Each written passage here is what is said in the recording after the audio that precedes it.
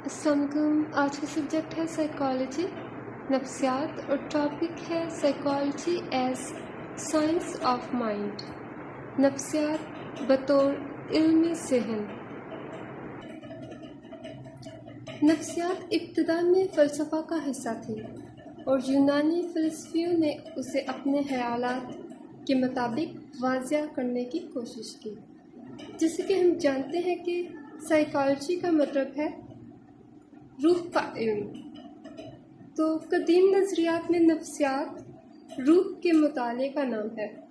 बहरहाल मुख्तलिफ अदवार में माहिरीन नफ्सियात की तारीफ मुख्तलिफ अंदाज में करते रहे हैं। जामिया तारीफ करने से पहले मुख्तलिफ अदवार में मुख्तलिफ तारीफ़ें पेश की गई हैं, तो हम उनका जायज़ा लेते हैं। तो सबसे पहले नफ्सियात बतौर इल्म ज़हन देखते हैं। Psychology as science of mind, और यही आज का हमारा टॉपिक है। ज़हन से मुराद ज़हनी अमाल व अफ़आल और ख़यालात व तसव्वुरात हैं जिन्हें हम महसूस कर सकते हैं। आम तौर पर नफ्सियात से मुराद ज़हन का मुतालिया लिया जाता है।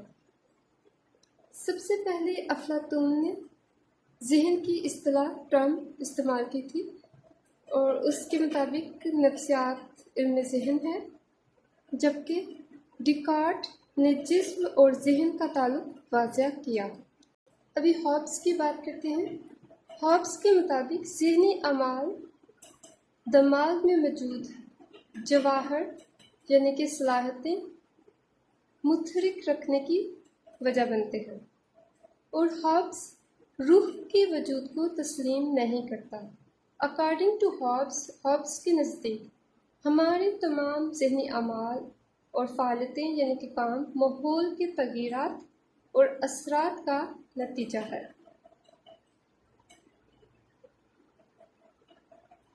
अभी बात करते हैं लॉक की। जॉन लॉक के मुताबिक अकॉर्डिंग टू जॉन लॉक, इंसान का ज़हन एक सादा तख्ती की मानिंद है, यानी ऐसी सादा तख्ती जिस पर ज़िंदगी में रूनुमा होने वाले वाक़यात और तजुर्बात एक कड़ी की सूरत में लिखे जा सकते हैं, और इन्हीं वाक़यात और तजुर्बात से ज़हनी अमाल सरज़द होते हैं। अभी बात करते हैं विल्हम वॉन्ट और टिस्नर की, जो कि साहतियत के हामी माहिरीन हैं। इन दोनों के मुताबिक ज़हन की साहत और ज़हनी अमाल पर जोर दिया गया है, यानी कि इन दोनों ने ज़हन की साहत और ज़हनी अमाल पर जोर दिया है।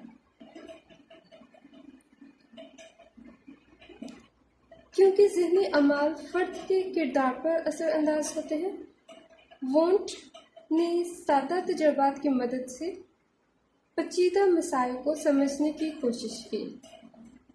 उसने कहा कि फ़र्द के शऊरी अमाल ज़हन की पैदावार है, यानी कि हम जो भी फौरी काम करते हैं वो हमारे ज़हन की ही पैदावार होते हैं, और ये ख़यालात, तसव्वुरात, जज्बात और एहसासात से मुतल्लिक हैं। वॉन्ट ने शऊरी अमाल को समझने के लिए मुशाहिदा बातिन पर जोर दिया।